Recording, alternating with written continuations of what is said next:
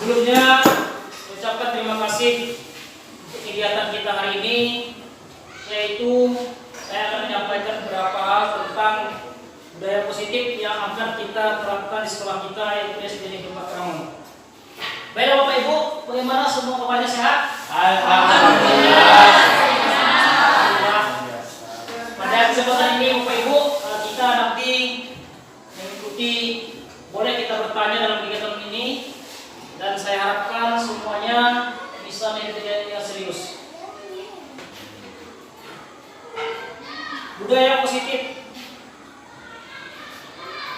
kita bisa lihat ini budaya positif yang akan kita terapkan nanti. Namun sebelumnya saya perkenalkan, saya Maulungan, calon guru penggerak Koptenang Kabupaten Beliau,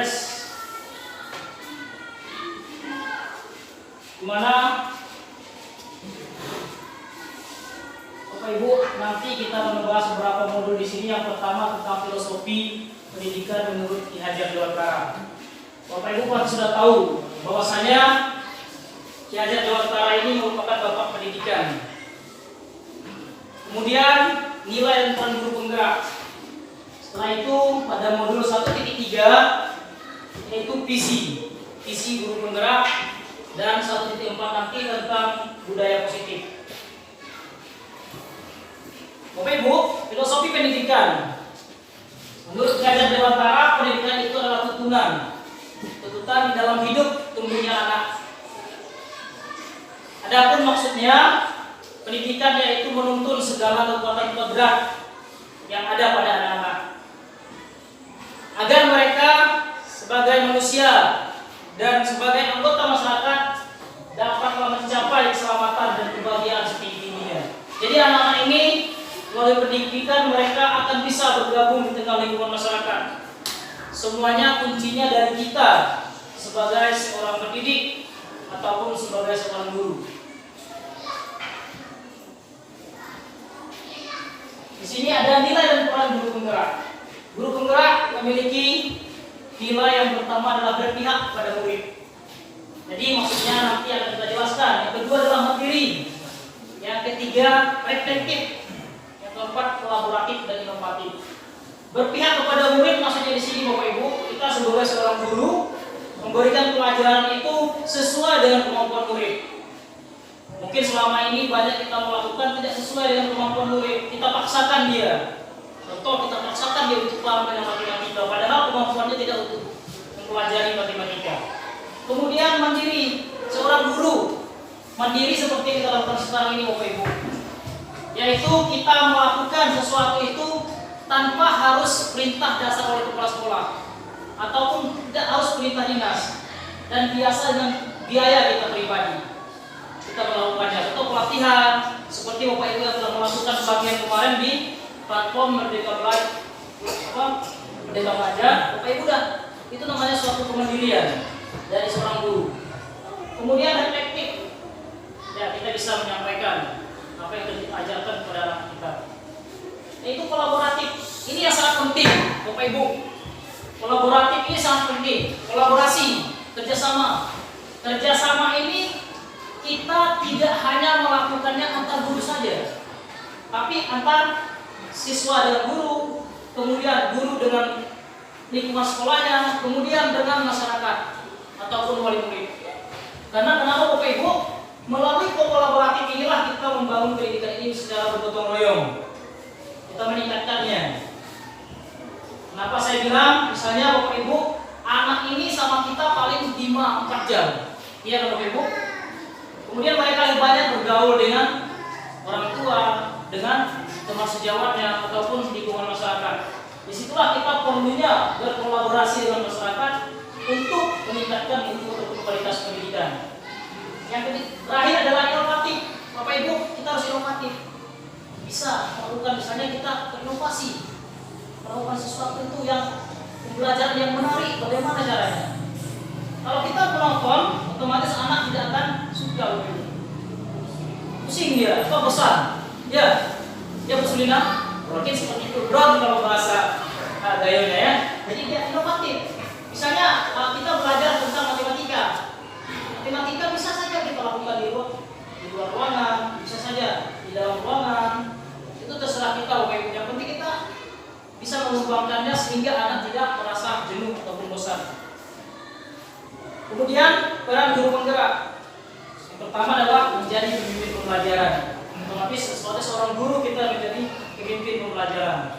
Kemudian menjadi coach bagi guru yang lain, coach, pelatih seperti yang sekarang ini Bapak Ibu. Jadi kita seorang guru ini bisa menjadi coach ataupun membantu ataupun melatih teman-teman kita dengan guru.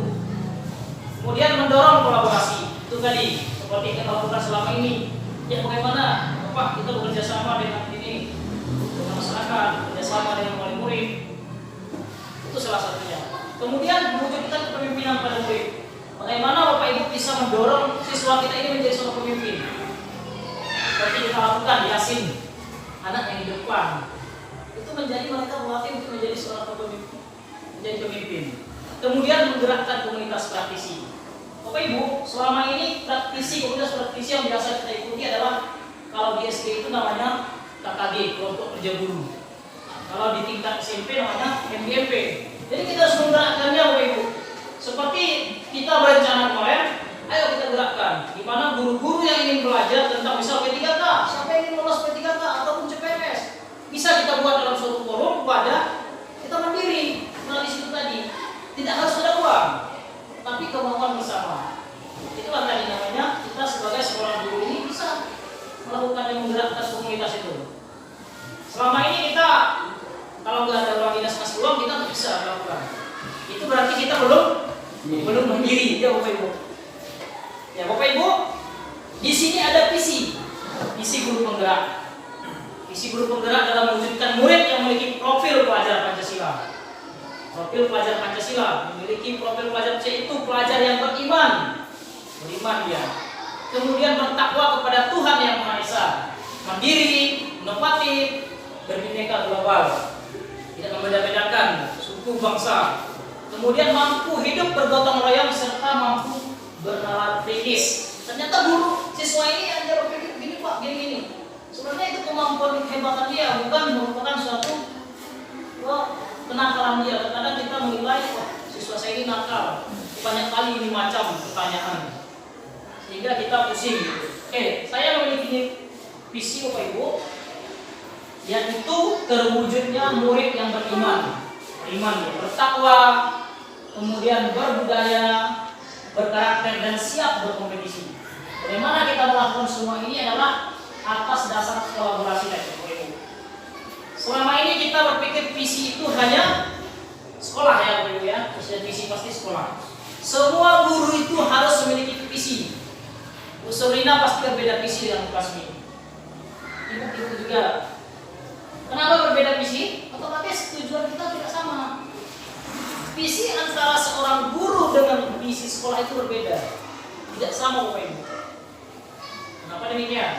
Visi pribadi kita ya, saya ingin siswa saya itu tuntas dengan pelajaran yang saya ajarkan. Contoh di titik itu visi ibu ini.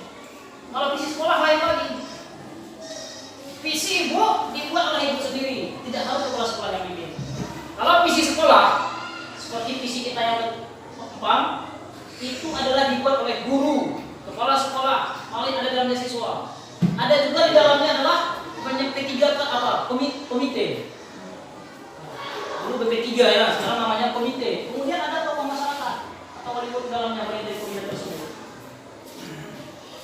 Jadi Bapak Ibu, dalam menentukan visi kita harus berpatokan pada filosofi pendidikan Ki Hajar Dewantara, yang mana pembelajaran yang berpihak pada murid.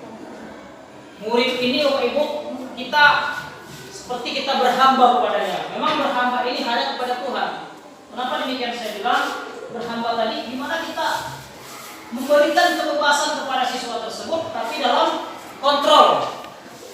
Nah, ini main HP misalnya siswa, boleh kita kasih HP sebenarnya, tapi ada kontrol dari kita. Sampai mana kalau bermain HP tersebut? Bukan di sekolah ya Bapak Ibu, tapi di luar. Oke, di sini tadi saya sampaikan visi guru berbeda dengan visi sekolah.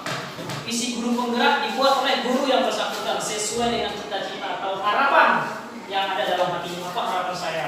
Harapan saya tentu terhadap anak didik saya paling utama. Visi sekolah ini buat warga sekolah, yang di dalamnya terkait kepala sekolah, guru, murid, komite, sekolah, dan lainnya. Di sini dilakukan dengan cara berkolaborasi. Sekarang kita masuk tujuan utama kita, Bapak Ibu. Tujuan utama kita di sini adalah penerapan budaya positif. Budaya positif itu adalah nilai-nilai atau keyakinan-keyakinan dan kebiasaan di sekolah yang berpihak kepada murid agar murid dapat berkembang menjadi pribadi yang kritis. Nah, kita sampaikan penuh hormat dan bertanggung jawab. Jadi itu yang harus kita lakukan di sekolah ini, Bapak Ibu. Semoga ini bisa kita lakukan secara bersama. Budaya positif itu yang pertama, Bapak Ibu, disiplin positif dan nilai-nilai kebajikan. Nilai kerjasama itu masuk nilai kebajikan. Bagaimana anak menghargai temannya. Kemudian ada di sini teori motivasi, hukuman dan penghargaan. Bapak Ibu, selama ini kita sering memberikan hukuman dan penghargaan kepada siswa kita. Itu betul, sering kita lakukan. Itu tidak salah sebenarnya yang kita lakukan, tetapi ada beberapa hal hukuman itu tidak sesuai dengan budaya positif tadi. Dulu kita bikin aturan kelas, otomatis yang bikin aturan itu adalah guru, karena dia aturan. Ini aturan lalu lintas, wajib kita memakai helm. Itu belum tentu kita sepakat. Beda hanya dengan siswa. Sekarang kita kembali peraturan lagi yang kita buat, tapi kesepakatan kelas ini atau keyakinan kelas. Apa kesepakatannya? Kesepakatannya misalnya di kelas Kaliski, siapa yang pimpin PR, kesepakatan kita adalah bersihkan WC. Itu namanya bukan hukuman, itu kesepakatan. Jadi ada dari perbuatan dia itu ada yang harus dia penuhi. Tapi kalau kesepakatan hukuman, ya lain dia bentuknya. Kemudian kita harus memperhatikan kebutuhan dasar manusia. Kebutuhan dasar manusia ini kita harus perhatikan. Anak itu kita perhatikan kebutuhan dasarnya. Setiap anak diciptakan oleh Tuhan itu dengan kodrat yang berbeda. Kasmi, anak pertama nanti anak kedua berbeda. Ada Adi yang kembar itu Bapak Ibu, ya berbeda si Adi dengan si Adi. Itu kan udah siswa kita. Memang seperti itu. Apalagi yang beda rahim. Bayi kembar saja berbeda ya. Itu adalah kodrat yang diciptakan Tuhan. Jadi kemampuan itu nggak bisa kita paksakan. Ketika anak saya satu hebat, sementara yang satu lagi tidak hebat, itulah ciptaan Tuhan. Jangan kita menyesali itu. Itulah kodrat mereka. Sama saja ikan diciptakan dengan burung berbeda. Kalau ikan ini ingin dia seperti burung akan mati. Burung juga akan seperti ikan, dia akan mati. Kodratnya dia berbeda. Jadi begitu juga dengan anak kita, Bapak Ibu. Kemudian di sini ada 5 posisi kontrol dan segitiga restitusi. Bapak Ibu nggak usah tegang, slow saja. Kegiatan ini, ya slow aja, boleh kita. Kalau tegang nanti Bapak Ibu ya, kita keluar pun cakap ya Bu Salawati. Dengan adanya penerapan bagian sekolah, maka muncullah kebiasaan positif. Itulah yang dimaksud dengan budaya positif. Kebiasaan Bapak Ibu seperti sekarang, anak kita datang kita disaling, itu budaya positif. Sangat bagus itu. Kemudian kita misalnya lewat temannya nggak ada diganggunya, itu udah budaya positif. Itulah yang penting kita terapkan di sekolah. Budaya positif ini akan membuat sekolah menjadi nyaman. Kalau nyaman, otomatis anak senang di sekolah. Tuh, nggak harus pulang. Kapan kita pulang Bu? Nggak keluar main Pak? Ya, itu karena budaya positif tadi nggak nyaman dia. Mungkin dari gangguan temannya. Bu, ini macam. Kemudian budaya positif ini dapat mendorong murid mampu bernalar kritis. Karena Bu, si Pak Jeri, dia itu ketika berbicara nggak ada teman yang lain yang mengganggu. Dia bernalar kritis. Bisa dia melakukan sesuatu itu. Misalnya anak Bulampa, ketika dia, saya seperti ini Bu, gini. Biarkan saja dia. Nggak usah langsung bilang stop. Itu tidak pas yang kamu lakukan. Jadi ke depan, mohon maaf ada kecurangan ataupun hal-hal yang tidak tepat di lingkungan kampung ataupun yang terjadi kepada dia nggak mau protes. Diam aja dia. Banyak orang, kadang anak kita itu udah besar, ketika ada kenakalan yang terjadi sama dia nggak melapor sama mamanya, takut. Ya kan, karena kita selama ini melindungi hal yang demikian, berpengaruh besar. Lanjut Bapak Ibu.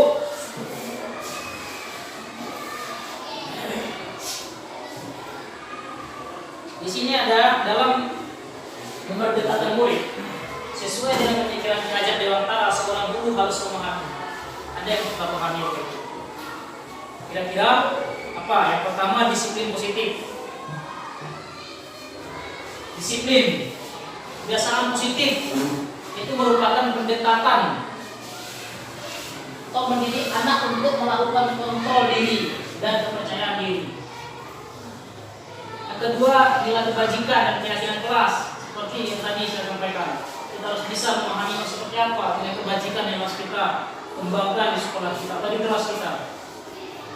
Kemudian keyakinan kelasnya seperti apa, itu nanti anak yang kita tahu Ibu. Buat salah satu poster misal, tempel. Apa contoh? Kalau Yanda, kamu maunya seperti apa di kelas kita ini? Biarkan dia sendiri menulisnya. Saya mau ngaku di sekolah kita ini aturannya siapa yang terlambat dia harus membersihkan kelas. Ini contoh. Itu kesempatan dari diri Anda, bebas dia. Jangan di stop. Kemudian posisi kontrol Bapak Ibu. Di sini nanti akan kita bahas. Sekarang saya mau bertanya kepada Bapak Ibu. Coba Bapak Ibu pilihkan tangan. Ada harta yang berharga di dalam. Kira-kira, contoh ini cincin kawin di dalam. Ya, Selina ya. Nah, Selina yang baru nikah. Cincin kawin ada di dalam. Kira-kira ini sangat berharga. Bagaimanapun cara orang untuk melepaskan cincin kawin ini, kalau Bu Selina tetap bertahan, gak akan bisa lepas. Mau dibayar misal harganya berapa Bu Selina? Misalnya contoh, misalnya 10 juta cincin kawin kita. Dibayar orang musnah dengan harga 12 juta, gak akan dilepas. Tapi kalau dia ingin mempertahankan, betul tidak? Apa yang ada dalam saku Bapak itu siapa yang bisa ambil? Kita sendiri kan? Nah di sini juga. Jadi itulah tadi posisi kontrol, teori kontrol. Siapa yang bisa mengontrol Bapak Ibu? Jadi sendiri. Begitu juga anak kita. Yang mengontrol anak kita adalah dia sendiri. Tidak bisa Bapak Ibu paksakan. Oh kamu ini harus pandai membaca hari ini. Tidak bisa Bapak Ibu. Karena itu dari diri dia. Itu kontrol tadi, tidak bisa. Ternyata itu selama ini kesalahan kita, termasuk saya. Dengan mempelajari ini mungkin kita akan ada perubahan. Ya, bagaimana? Tidak bisa Bu. Dia sendiri yang akan maju semangat dia. Mungkin kalau di SD sedikit berbeda dengan di SMP yang tadi saya paham. Memang betul Pak Ibu. Memang guru SD ini agak dibandingkan dengan guru SMA, SMP lebih susah jadi guru SD karena itu dasar. Kemudian Bapak Ibu, posisi kontrol di sini ada apa? Ada beberapa nanti yang akan kita bahas. Kemudian kebutuhan dasar. Kita harus melihat juga kebutuhan dasar. Di rumah dia nggak makan. Bagaimana dia mau sekolah? Betul nggak? Dia nggak makan di rumah. Ini kebutuhan dasar dia. Bertahan hidup. Kita harus perhatikan hal itu. Berarti ternyata tugas guru ini besar, tugasnya berat. Wah, dia di rumah nggak makan. Contoh makan rumput di rumah. Besok rumput lagi. Karena ekonomi tadi. Kita harus paham. Bertahan hidup. Bertahan hidup aja masih belum terpenuhi. Kemudian kasih sayang. Bagaimana kasih sayang? Ya kan? Bagaimana kasih sayang di rumah yang dia dapatkan? Mungkin tidak sesuai. Ya, kemudian kekuasaan. Ada anak kita Bapak Ibu sampai di sekolah ini dia pengen bebas saja Pak. Dia ke dalam kelas kemudian belajar sesuka dia. Ternyata apa tadi? Ya mohon maaf, dia butuh kebebasan karena di rumah pernah dikasih kebebasan. Selalu ditekan. Iya kan? Pernah menjumpai seperti itu. Anak-anak dia sibuk aja pengen ditanyakan. Pak kata Fani, nak kata, harus ditanya ke guru terus. Dia senang gitu. Bukan kan dan tidak bukan, ada salah satu. Ada anak kita kemarin. Ada satu siswa itu dia pengen terus diperhatikan gurunya. Karena selama ini dia kasih sayang kurang. Kemudian rasa diterima di dalam kelasnya dia kurang. Ada Anda jangan keluar, pengen keluar, saya keluar saja Bu. Ini nggak ada diterima gitu. Kemudian kebebasan dan kesenangan. Ada kunci mobil, ada kunci kereta, dia pengen Pak, kemana-mana di kereta. Anak-anak kita kan beberapa. Ternyata dia butuh kebebasan, dia butuh kesenangan. Jadi harus kita perhatikan juga Bapak Ibu. Kemudian di sini ada nanti segitiga restitusi. Bagaimana kita melakukannya terhadap anak kita? Ya, bagaimana nanti harus kita lakukan? Yang pertama dia harus stabilitas identitas. Kuat. Oke. Kemudian dia nanti validasi tindakan yang salah. Kemudian menanyakan keyakinan keras. Oke, belajar Dewan Tara mengatakan di mana ada kemerdekaan, disitulah harus ada disiplin yang kuat. Sungguh pun di situ disiplin itu bersifat self-disiplin, yaitu kita sendiri yang mewajibkan kita dengan keras-kerasnya. Tetapi itu sama saja, sebab kalau kita tidak cakap melakukan self-disiplin tersebut, maka wajiblah penguasa lain mendisiplinkan diri kita. Jadi kalau nggak bisa kita mendisiplin kita, berarti harus ada bantuan orang juga ya. Dan peraturan demikian itulah yang harus ada di dalam suasana yang merdeka. Kalau nggak bisa diatur, berarti harus ada yang atur. Itu ya. Jadi disiplin ini bukan masalah waktu aja Pak Ibu ya, bukan masalah waktu. Ya. Kemudian Pak Ibu, posisi kontrol. Posisi kontrol sebagai seorang guru ini yang selama ini kita kita selama ini posisi kontrol ini kita adalah pengen diri kita itu murid itu kita sendiri yang mengatur. Oh saya harus bisa ini itu sebagainya. Termasuk saya Bapak Ibu, bukan Bapak Ibu saja. Itu adalah termasuk saya. Jadi sebagai seorang guru kita harus bisa menempatkan diri sebagai posisi kontrol yang tepat. Karena setiap anak memiliki kodrat yang berbeda, kembali lagi di situ. Ya, Musalawati beda dengan Suprasmi, ya kan? Burampak beda dengan Turusna, jadi berbeda dia. Tak bisa kita samakan kontrolnya, bagaimana yang tepat. Maka posisi kontrol ini yang harus kita lakukan berbeda pula. Sebagai posisi kontrol yang tepat, kita tidak boleh melupakan bagaimana kebutuhan dasar tadi. Kembali ke situ lagi Pak. Jangan kita paksakan dia. Kamu harus bisa membaca matematika hari ini, atau kamu harus paham ini sementara kebutuhan dasarnya belum terpenuhi, makan di rumah belum. Makanya kita perlu berkolaborasi dengan orang tua.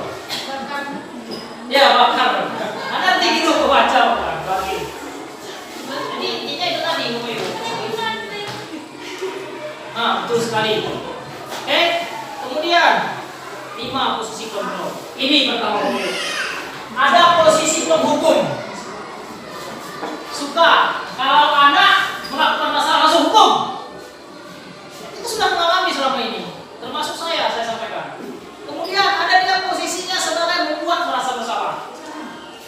Guru merasa bersalah akhirnya murid itu. Sampai kapan dia merasa bersalah akibat tadi. Ya, posisi kontrol itu. Kemudian posisi teman. Ini sering saya lakukan. Saya eksplor posisi teman, ternyata ada juga efeknya berteman dengan siswa ini. Kemudian posisi pemantau, ada sebagian, misalnya Pak Sahar, saya perhatikan saja sampai di mana Sahar saya perhatikan. Kemudian posisi manajer, ini saya lihat posisi manajer ini mungkin belum ada di LinkedIn. Ya, terbaik. Oke Bapak Ibu, kita langsung persingkat waktu saja, langsung posisi penghukum. Ya, ini siapa kira-kira? Mari kita lihat diri kita di situ. Mengerti? Ben.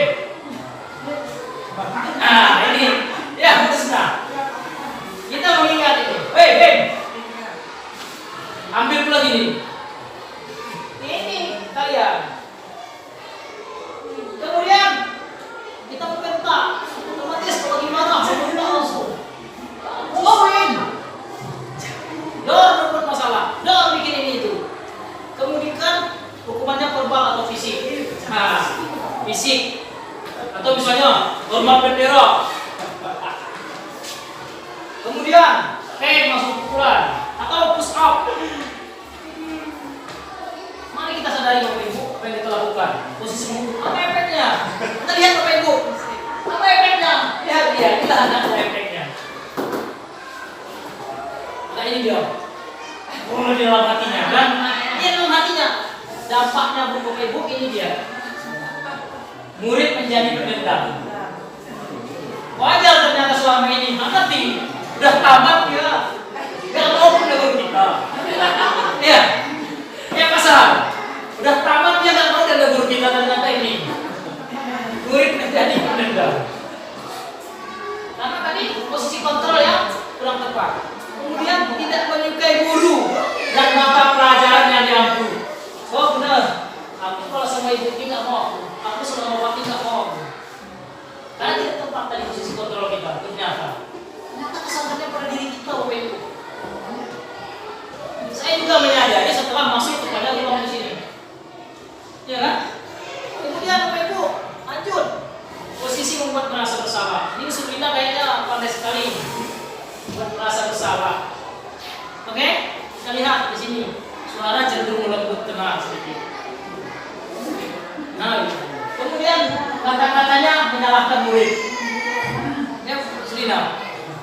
Kemudian guru akan menyalahkan, katakan hal-hal yang merasa kesalahan ada pada murid dengan membuat guru menderita. Maksudnya seakan-akan siswa ini gara-gara dia guru yang menderita. Kowin, kamu tega sama ibu. Ibu tadi bapaknya sudah belajar loh. Sementara kamu gak bikin PR hari ini. Ini gara-gara kamu ibu dimarahi kepala sekolah. Gara-gara kamu bapak dimarahi kepala sekolah. Kamu tega ya? Gara-gara kamu gak bikin PR, ibu dimarahi oleh kepala sekolah. Jadi dia merasa bersalah gara-gara saya ternyata guru saya ini menderita oleh atasannya. Ini. Tapi ternyata ini belum juga bagus. Memang jadi guru ini harus lebih sempurna. Ya kan? Kita panggil. Ini, bertiket. Bapak, kenapa kamu pakai sepatu putih? Anu pak. Terus dibilang, oh, kamu tega ya Pak ya? Coba lihat, pas masuk tiket, ibu tadi tiket, kamu ini sepatu putih. Nanti pas sekolah marah sama bapak, kamu senang ya? Pas saya bapak dimarahi, kamu senang ya? Nah ini dia, merasa bersalah. Apa efeknya Bapak Ibu? Kita lihat. Nah ini juga dia. Dampak isinya. Bagus ya Pak Rizky? Aku menerima apa namanya? Monsterannya. Kita lihat Pak Rizky dari tadi terfokus ke situ. Ya. Apa?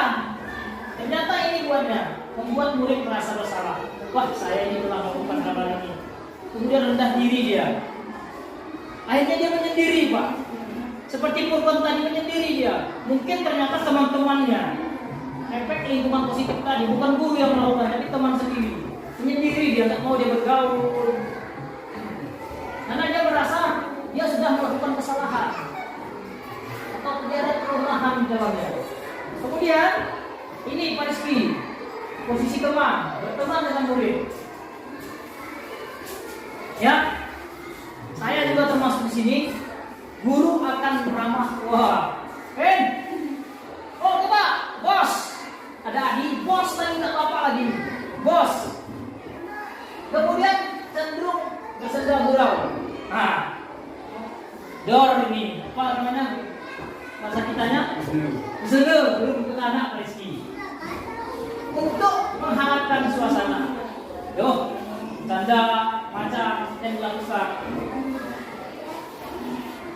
Ternyata seperti ini dekatnya terhadap siswa, tetap ada efek sampingnya, betul sekali. Apa efek sampingnya? Nah ini coba kita lihat. Ini ya, ada gambarnya saking akrabnya sama siswa. Kan bikin main pinjol, main apalagi batu lempar tuh.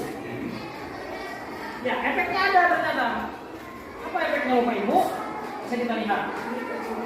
Murid akan bergantung pada seseorang. Ketergantungan dia. Aku kalau bukan sama bapak itu nggak mau kemarin.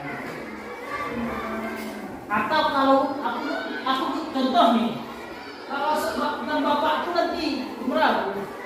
Saya pernah menemukan dengan Kipli. Pernah orang tuanya cerita kepada saya, kalau nggak datang malam dia nggak mau sekolah. Kipli bisa minggu depan pernah ada ulah di sini. Bergantung nama. Iya, tergantung tertekan. Karena tidur pun sama saya ketika itu harus sama pelawon. Kipri waktu itu pernah dia seperti itu. Kemudian murid tidak mandiri, selalu membutuhkan harus ada teman.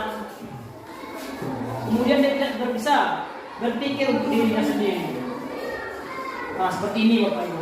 Terjatuh dia butuh diangkat. Kalau nggak diangkat, bagaimana anak kita?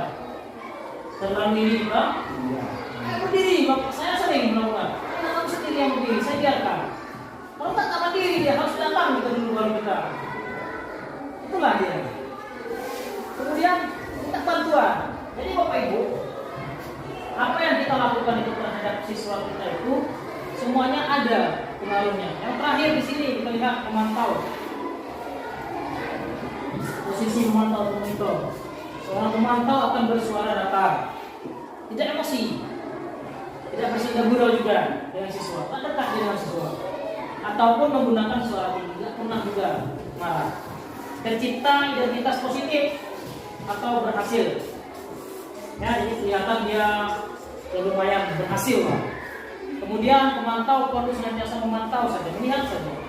Pada saat murid diberikan sanksi, guru pun mengawasi, ikut melihat, oh guru ini, oh perhatikannya terus seperti apa. Ini sudah mulai bagus posisi ini.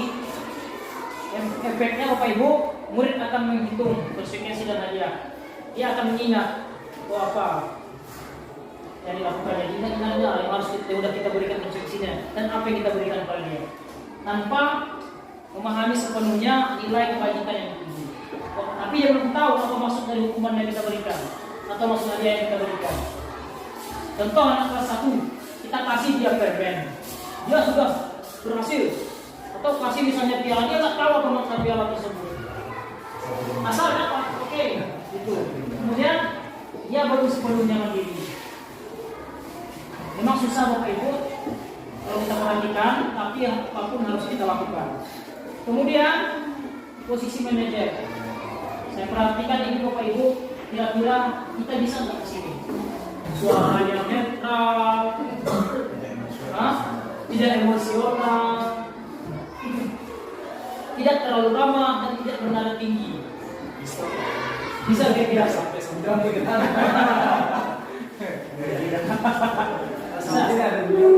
Kemudian terciptanya identitas positif, keberhasilan.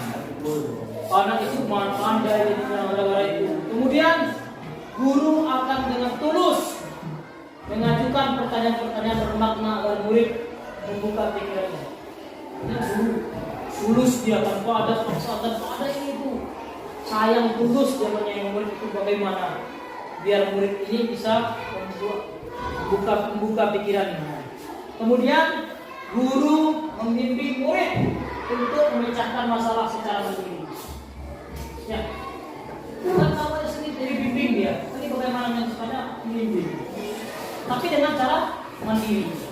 Ada juga efeknya ternyata Bapak Ibu, tapi efeknya juga bagus.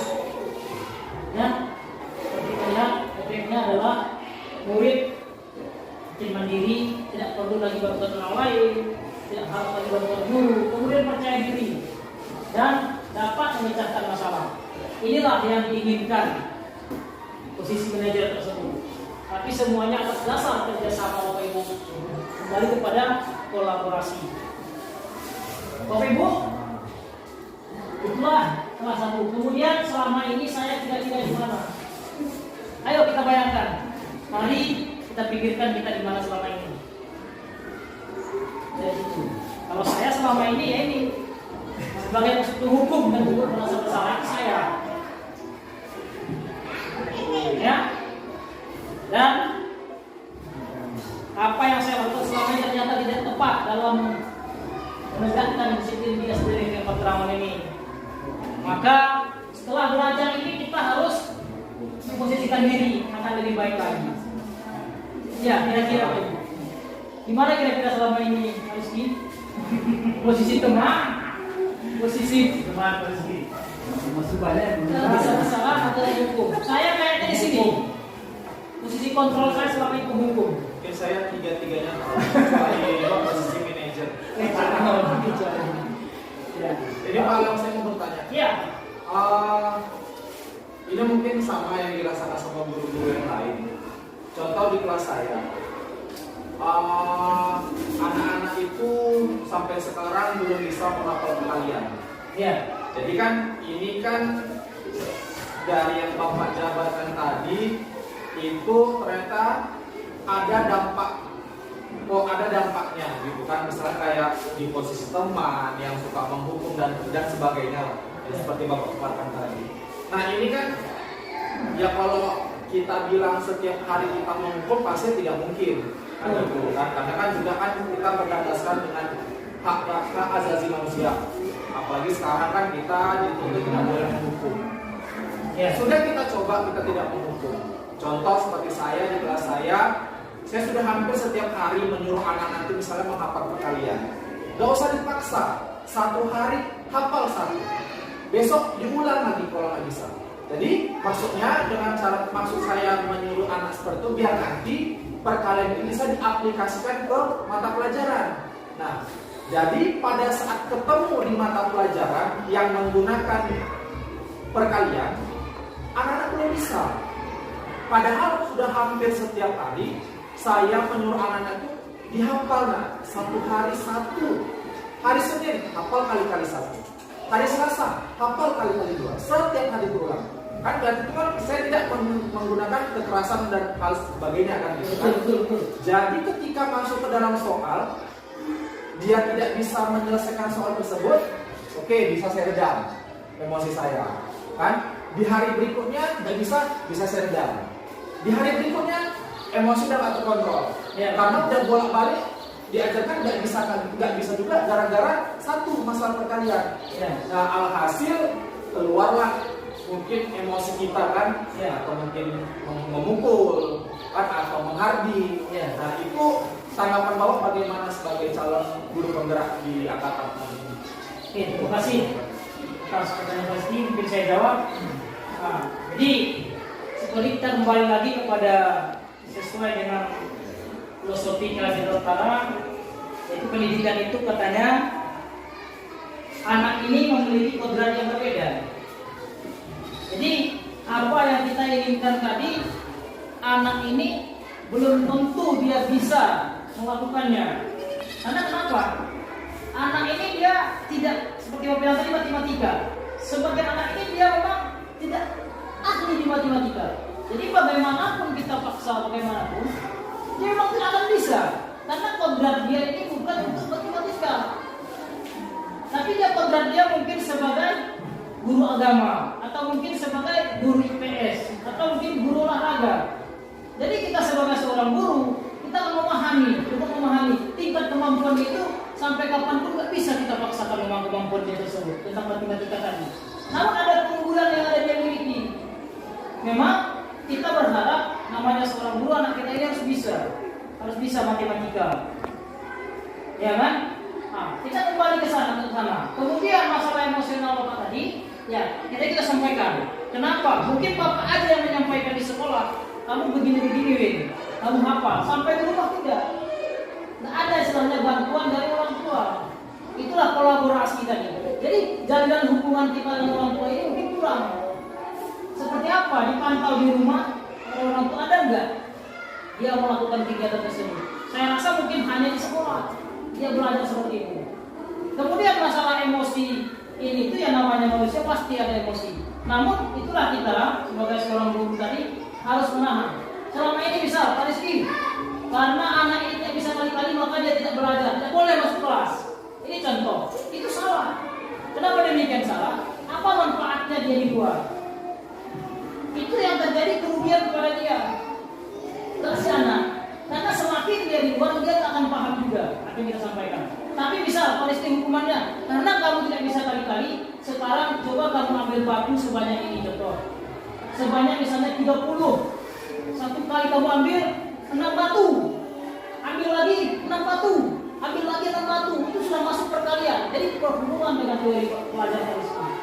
Misalnya bisa kali-kali, kamu nggak bisa kali-kali 5. Coba ambil batu sebanyak 30 batu ketiga. Dengan caranya setiap mengambil 6 batu.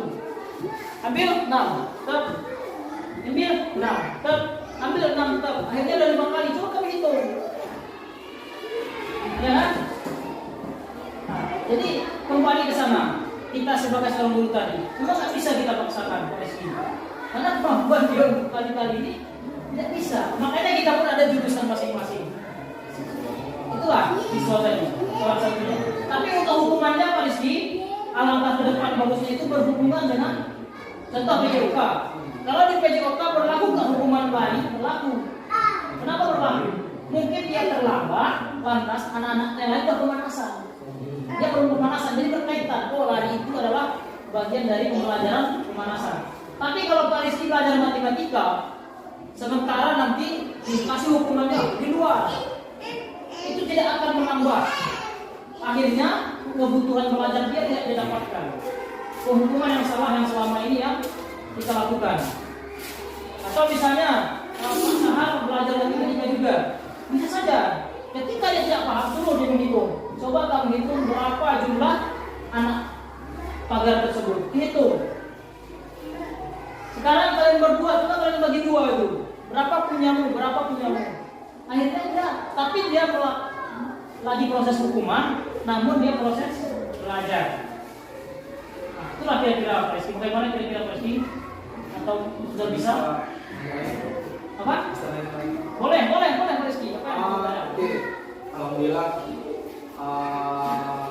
Sedikit ada masukan dari Bapak. Terus begini Pak, kalau kita mengajarkan lagi, misalnya kayak matematika perkalian, sementara di kelas 5 udah enggak ada pelajaran perkalian. Nah, kan gitu. Iya. Apa kita harus mengajarkan lagi ke anak itu? Gitu. Misalnya misalnya ada pelajaran materi pecahan. Ya. Di materi pecahan itu kita mencari KPK contohnya. Ya. KPK itu berhubungan dengan perkalian dan pembagian. Sementara bobot kita untuk mengajar perkalian dan pembagian itu udah ada lagi di kelas 5. Itu diajarkan di kelas mungkin di kelas 2 atau kelas 3. Perkenalan pembagian dan perkalian. Nah, itu bagaimana dampaknya ke anak-anak yang sudah mampu, kan gitu. Oke, satu. Terus yang kedua, tadi Bapak bilang apa tadi ya? Jangan dipaksa. Anak-anak itu ada yang matematika, ada yang matematika, ada yang itu. Nah, bagaimana Pak di penilaian akhir, di pengisian rapor? Sementara kan di pengisian rapor harus ada keterangan tuntas. Jika tidak tuntas, maka tinggal kelas. Bagaimana kurikulum K13 tidak dibenarkan lagi dan tinggal kelas. Nah, itu bagaimana Pak solusinya? Oke, terima kasih. Pertanyaan bagus untuk tangan. Tapi dia harusnya udah belajar dasar. Dia udah naik tangga kok malah. Ini kita kembali. Ya. Di sini Bapak memang tidak berkaitan dengan budaya positif. Namun ada cara namanya itu adalah pembelajaran berdiferensiasi. Pembelajaran berdiferensiasi ini adalah pembelajaran yang kita lakukan sesuai dengan kemampuan murid, tingkat kemampuannya. Namun mereka ini lebih berat lagi Pak Rizky. Mereka itu dikelompokkan. Lebih berat lagi Pak Rizky. Kenapa? Ada sebagian anak itu dia pandainya dengan video seperti ini, dia lihat nonton. Ada sebagian dia tidak perlu menonton, hanya disampaikan oleh guru dengan lisan dia tidak paham. Ada sebagian dia harus ditulis masih ke dia dan jadi kata-kata. Itu namanya pembelajaran berdiferensiasi. Memang sistem penilaiannya juga berbeda. Dipilah-pilah dia pasti kemampuannya berdasarkan atas kemampuan dia si anak tadi. Contoh, kalau kita untuk belajar berdiferensiasi ini kita sudah persiapkan dulu pasti. Tapi ini di atas atau di luar daripada konsep budaya positif. Saya boleh ditanyakan, dia persiapannya banyak sekali. Kita harus melakukan pengamatan dulu terhadap siswa ini. Kemampuannya seperti apa? Bisa mungkin ditanya, misalnya sekarang kelas 5 ditanya guru kelas 4 sebelumnya, gimana kelemahan anak-anak ini? Dibaca lagi raportnya, guru baca raportnya. Oh, ketika dia belajar matematika ternyata dia rendah. Ketika di sini, ya kita harus melihat juga. Berarti kita harus melakukan pembelajaran berdiferensiasi ini. Kita itu mengelompokkan, anak ini dikelompokkan tingkat kemampuannya. Caranya juga untuk ujiannya ataupun menyelesaikan untuk mendapatkan nilai ini berbeda juga. Misalnya yang tingkat ini buatlah contoh 4 kali 4 sama dengan tingkat titik. Yang di bawahnya dia kemampuannya ini yang lemah, yang terbawah 4 kali 4. Yang di bawahnya nanti misalnya 4,5 dikali sekian dari titik yang menengah. Yang di bawahnya lagi bisa lebih 4/4 dikali ini contoh nih guys. Jadi tingkatannya berbeda.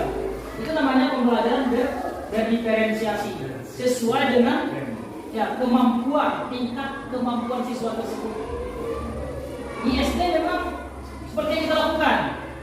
Anak yang tak pandai membaca dikelompokkan 3 kelompok kemarin. Yang hampir pandai mengeja, jadi kelompokkan. Yang mengeja tapi belum bisa menyambungkan kata, kelompokkan. Dengan orang yang sudah paham kata tapi tidak bisa menyambungkan, sehingga dia susah. Itu namanya pembelajaran berdiferensiasi. Jadi memang Pak Rizky, kegiatan pelajaran seperti itu ya memang kita di guru ini tuntut bikin apa? Kita itu bahan kita banyak ragam nih ya, bukan cuma satu. Sehingga sebelum kita ya ada audio visual, ada misalnya gambar, ada ini macam. Itulah kalau itu. Tapi kalau masalah pengulangan lagi di atas, memang ya itu ya tidak mungkin memang dia ulang karena dia sebenarnya sudah paham di dasar seharusnya kan. Jadi itulah tadi berkaitan tadi antara apa kolaborasi tadi dijalin.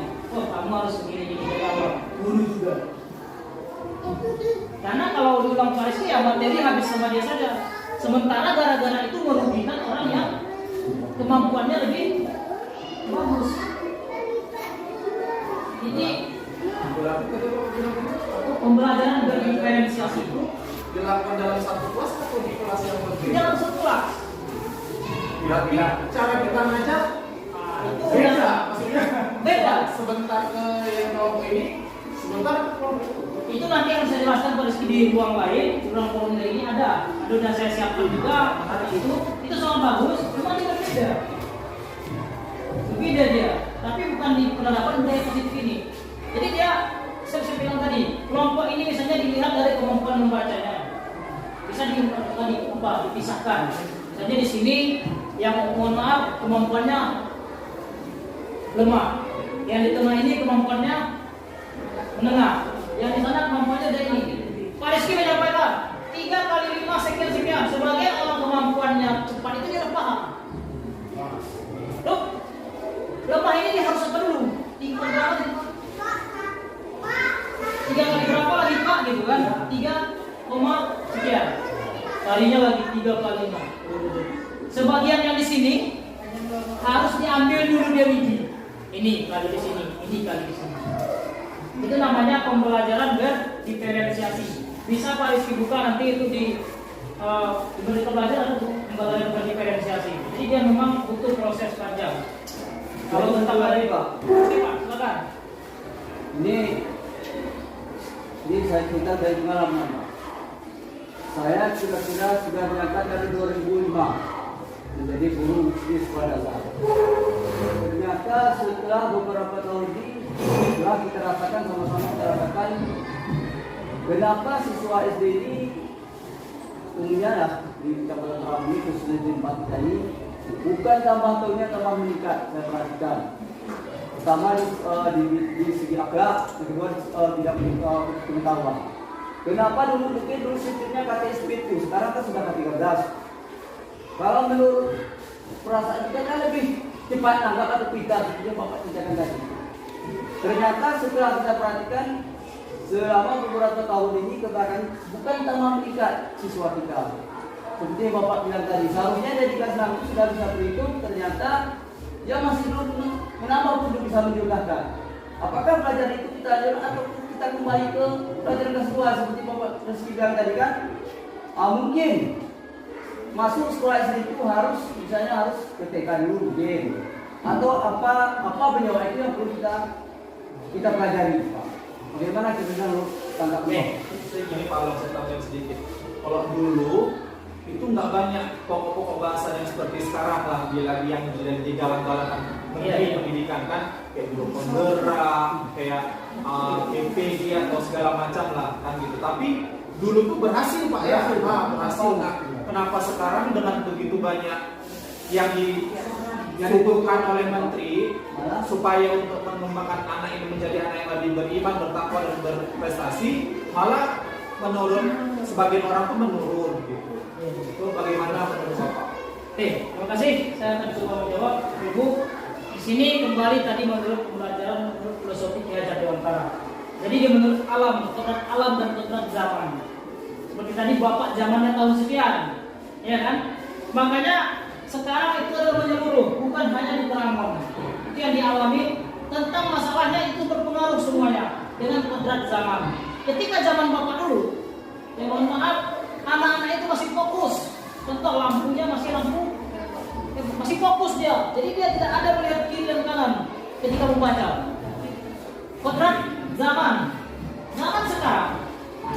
sekarang ini dia sudah berbeda. Makanya dia anak ini sekarang sudah banyak pengaruh budaya luar, terpengaruhi dengan jaringan media sosial. Jadi makanya pembelajaran itu harus sesuai dengan kodrat zaman dan kodrat alam. Kemudian alamnya seperti apa? Zaman Bapak dulu mohon maaf mungkin ya bisa dikatakan Bapak kesini semuanya jalan kaki dengan seperti ini, itu masih terarah mereka. Jadi itu adalah tergantung dengan kodrat zaman dan kodrat alamnya. Jadi Bapak Ibu, pertanyaan Pak Sahar tadi, zaman dulu sama itu berbeda. Contoh pada zaman dulu mungkin banyak orang bercita-cita ingin jadi tukang pos. Ada itu Bapak, apa cita-citamu? Saya mau jadi Pak Pos. Di sini ada dulu Pak Pos itu dia pakai kereta ataupun pakai motoran warna oranye ya. Sekarang kalau Bapak tanya, siapa yang mau cita-cita tukang pos? Tak ada lagi. Karena Pak Pos sekarang itu udah ada SMS, udah ada telepon, udah ada ini, udah ada itu. Jadi masalah anak tadi itu kenapa dulu dan sekarang itu Pak yang mempengaruhinya adalah kodrat zamannya. Memang itu tidak bisa kita pungkiri. Sekarang Bapak dulu ketika HP baru datang ke Indonesia, anak-anak tidak boleh bermain HP. Siswa SMA tidak boleh bawa HP ke sekolah. Siswa ini sekarang beda.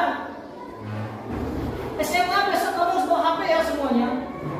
Dulu dilarang, itulah tadi. Sekarang boleh. Karena zamannya. Jadi ya berbeda. Dan memang itulah yang terjadi. Bukan hanya di Prambon. Jadi berefek dari sana sebenarnya Pak. Jadi tergantung kita tadi, itulah tadi kita mencari bagaimana kasih dia kebebasan, namun kita harus mengontrol. Di mana posisi kita, memantau dia, bagaimana posisi kita melihat perkembangan dia tersebut. Jadi itu masalah ada akhlak ini itu sebagai semuanya Pak, memang faktor daripada zaman yang mempengaruhi. Ya dulu mohon maaf di sini dulu semuanya bisa dikatakan masih orang gayo. Orang kaya sungguhnya ataupun adatnya itu masih kental. Oh ini tidak boleh seperti ini. Ketika orang tuamu di sini kamu nggak boleh seperti ini. Sekarang udah bercampur, termasuk budaya-budaya lihatnya di HP. Wah begini biasa saja. Udah tiktokannya udah lain biasa saja. Sekarang karena ada pengaruh. Kodrat zaman tadi sangat berbahaya. Kita perlu memfilter atau menyaring. Itu harus kita lakukan. Jadi itu Pak Rizky, Sahar yang berkata itu memang bukan hanya di sini yang terjadi. Itu sudah bisa dikatakan global, masalah global di Indonesia tentang demikian. Keberhasilan yang dulu juga kita rasakan dulu, memang betul. Oh pada zaman saya dulu begini berhasilnya. Sekarang keberhasilan zaman itu tidak ada teknologi. Sekarang kalau dipacu dengan teknologi, dari mana sih kita berhasilan? Sekarang sudah 4.0 ya. Dulu masih apa? Kereta api itu tenaganya uap masih. Sekarang tak lagi, udah listrik. Dulu ditulis apa? Ada namanya ngetik tangkapan. Nah, zaman itu juga dipoto kita 2 bulan lagi bahkan sebulan lagi pakai klise dan jadi lupa dicuci katanya ya. Sekarang enggak. Makanya Bapak Ibu, saya pernah melihat nenek saya, nek ayo foto. Nenek saya ketika itu umurnya sekitar 98 tahun. Terus saya foto. Aja foto nenek. Hah? Kok udah lihat? Dulu nggak bisa seperti ini kata nenek. Tak percaya nenek. Kok cepat kali itu. Jadi tergantung kepada kodrat zamannya Pak. Berpengaruh. Bukan hanya anak-anak, kita sendiri juga seperti itu. Baiklah, ini langsung saja Bapak Ibu, nanti kalau ada pertanyaan lagi tentang ini. Ada di sini segitiga eksekusi. Ini yang pernah saya lakukan, bagaimana anak-anak itu ketika dia bermasalah. Yang pertama, kita harus melakukan stabilitas masalah yang dia hadapi tadi.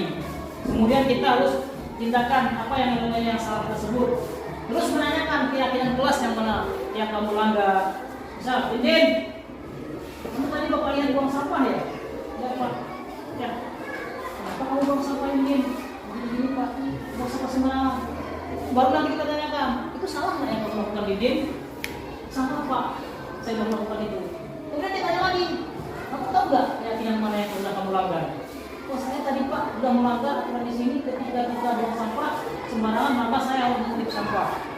Itu salah satu contohnya segitiga eksekusi. Oke Bapak Ibu, selama ini mungkin perhatian kita cenderung pada kesalahan, ya kan? Cenderung pada kesalahan yang dilakukan daripada mencari cara bagaimana mereka memperbaiki diri. Kita sering bertanya, kamu salahnya gini, berkelahi macam ini itu. Kita pasti seperti selama ini. Bukan kita tanya, kamu bagaimana? Apa yang harus kamu lakukan biar kamu jangan berkelahi lagi? Kamu tahu nggak efek daripada perbuatan ini? Ya kan? Kemudian dalam menjadikan profil pelajar Pancasila, lanjut, menurut saya menerapkan budaya positif ini dilakukan bukan hanya di sekolah. Mungkin menurut Bapak Ibu juga. Kenapa demikian? Karena waktu murid di sekolah itu tidak sebanding dengan lamanya, dengan ia bergaul di lingkungan keluarga, masyarakat. Itu kolaborasi sangat dibutuhkan dalam hal ini. Seperti Bapak bilang tadi, ketika Bapak pun di sini berkor-kor sampai ini kita habis, ketika orang tuanya di rumah tidak ada memperhatikan, gagal. Itulah perlunya kolaborasi. Antara guru juga itu, guru dengan kepala sekolah dengan wali murid, dengan komite, semuanya harus. Assalamualaikum warahmatullahi wabarakatuh. Waalaikumsalam warahmatullahi wabarakatuh. Bagaimana kabarnya anak-anak? Sehat, cerdas, luar biasa. Alhamdulillah. Ya, anak Bapak, seperti janji kita tadi pagi, pada siang hari ini kita akan membuat kesepakatan kelas kita. Jadi, anak-anak Bapak bisa untuk melakukan hari ini? Bisa? Bisa. Alhamdulillah, semuanya bisa. Nah Bapak, di sini nanti kesepakatan kelas ini bermanfaat untuk kita di dalam kelas kita. Biar kelas kita ini menjadi tenang, menjadi nyaman, tidak ada gangguan, tidak ada saling mengganggu. Paham? Ya, paham. Baiklah anak-anak, di sini yang pertama nanti akan kita buat itu terserah daripada anak-anak. Tidak ada unsur paksaan daripada Bapak. Yang pertama kira-kira apa yang cocok kita buat? Menjaga kebersihan kelas. Siapa ini Desi? Desi katanya kita harus menjaga kebersihan kelas. Setuju? Setuju, Pak. Bapak yang tulis atau Desi yang tulis? Menjaga kebersihan kelas. Ayo Desi silakan maju nak. Di sini ya. Menjaga kebersihan kelas. Ditulis.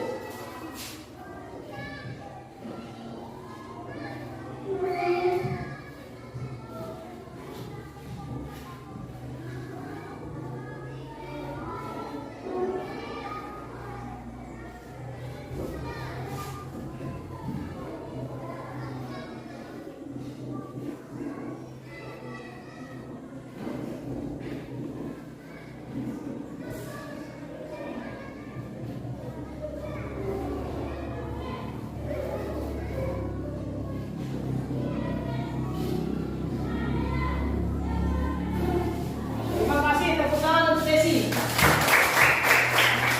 Sama menjaga kebersihan kelas. Sudah setuju dengan Bapak? Baiklah, lanjut. Yang kedua siapa? Apa kira-kira? Siapa? Tertib. Bagaimana? Ayo silakan. Tulis. Ya. Tulis ya.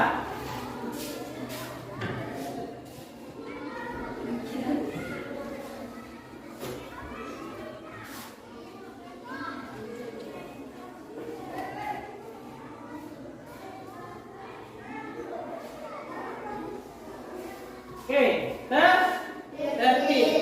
Oke, setuju? Tertib, setuju ya. Baiklah. Yang ketiga, siapa? Oke, sekarang tepuk tangan dulu untuk teman kita. Silakan. Apa nak? Wah, disiplin bagus sekali. Ya, bagus sekali ini disiplin. Bahasa ini banyak dia kita lihat ya.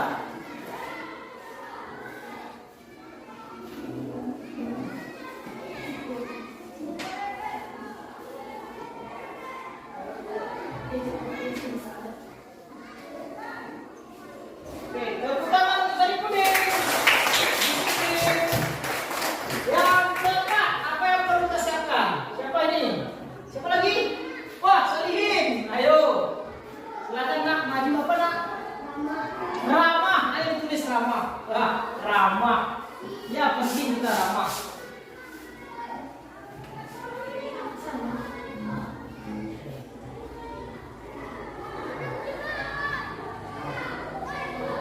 Tepuk tangan untuk Solihin. Ada 4 ya. Masih ada lagi? Masih? Nomor 5 masih ada? Oke, lanjut. Siapa lagi? Kira-kira? Waduh, Rizkan. Ayo silakan. Siapa Laksamana? Ayo nak. Apa nak? Sopan. Waduh, bagus ini sopan. Kita harus sopan.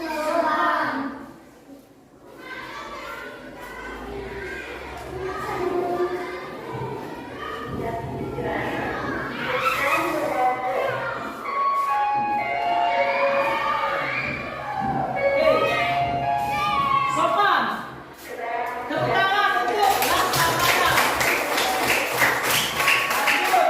Yang nomor 6. Masih ada nomor 6? Masih. Dimas, ayo masuk. Silakan.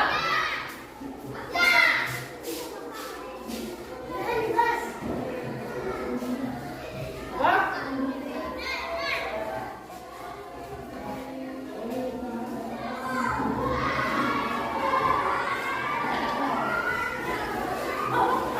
Tepuk tangan untuk Dimas. Mandiri. Masih ada lagi? Nomor 7. Oh, siapa ini Aira? Ya, silakan Aira. Apa sana? Oh, betul, rapi. Aduh, bagus sekali ya, rapi sudah.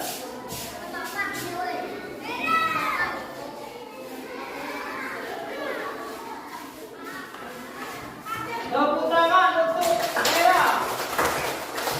Masih ada yang mau lompat? Kira-kira yang 46 tuh? Siapa lagi yang mau enggak? Apa? Maunya kita tambahkan lagi? Tidak ada. Menjaga kebersihan, ada tertib, ada disiplin, ada ramah, sopan, mandiri, ada juga rapi. Kira-kira apa lagi yang belum? Yang perlu kita masukkan?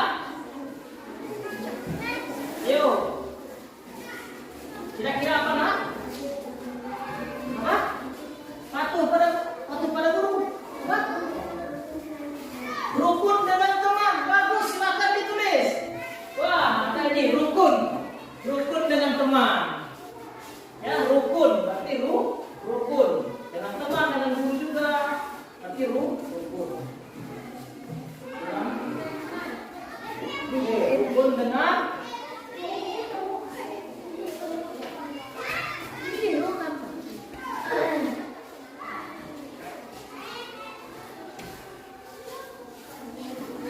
wah, rukun dengan teman dan guru. Tepuk tangan. Sangat bagus. Ini.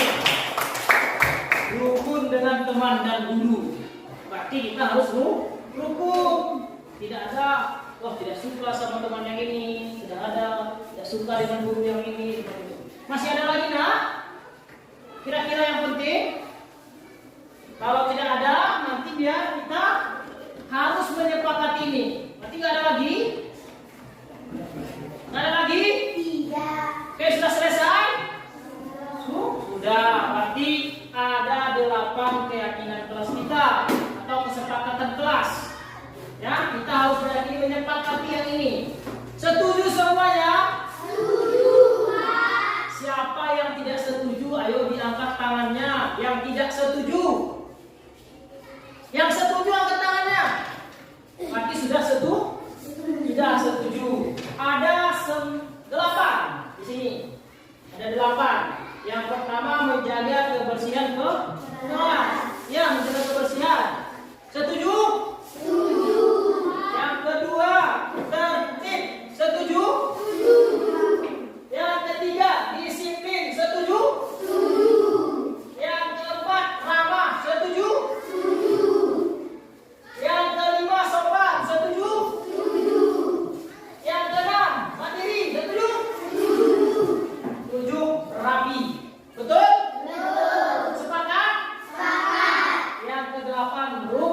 teman-teman dan guru. Sepakat semuanya? Baiklah, karena sudah sepakat, aturan ini atau kesepakatan ini akan kita terapkan di kelas kita. Paham? Sekarang Bapak panggil satu persatu sesuai dengan absen di sini untuk menandatangani kesepakatan. Pertama, Alia. Ayo maju nak. Alia, silakan ditandatangani ya. Ayo maju.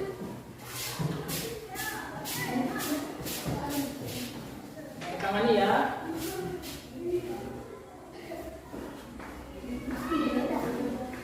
Nah. Oke, tepuk tangan untuk Alia. Desi, silakan nak. Desi, Alia. Ya.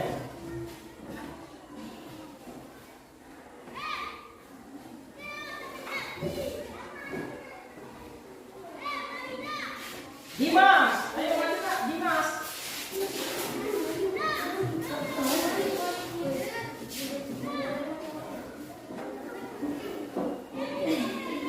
Kalimatus, silakan.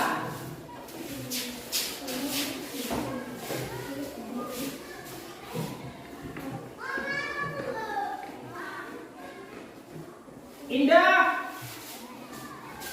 tanda tangan ya.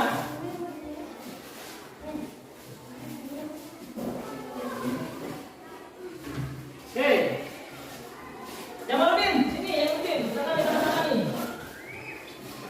Nah, ini Bapak Jamaluddin. Ya. Tangan ya, hadir.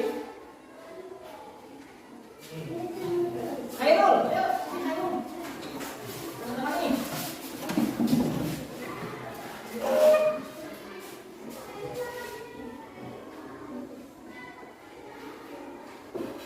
Oke, bagus. Aida. Yuk, tandatangani.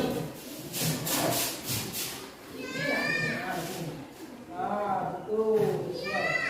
Laksamana. Tandatangani ya, sepakatannya ya. Ini ya. Sampai.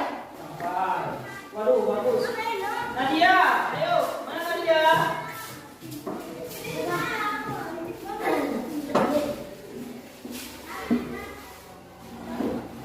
Fadila, silakan ditandatangani.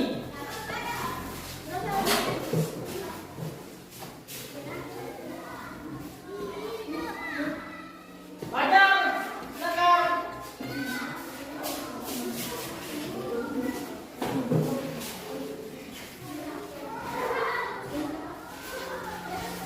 Oke, Fitri, ayo tandatangani.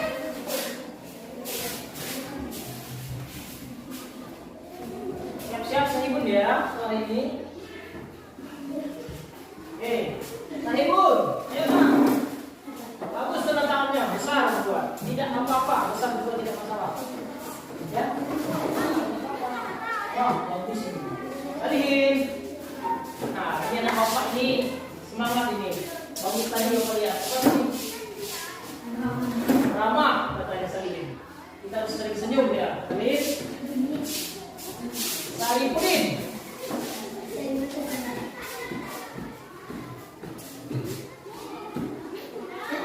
Sasmita.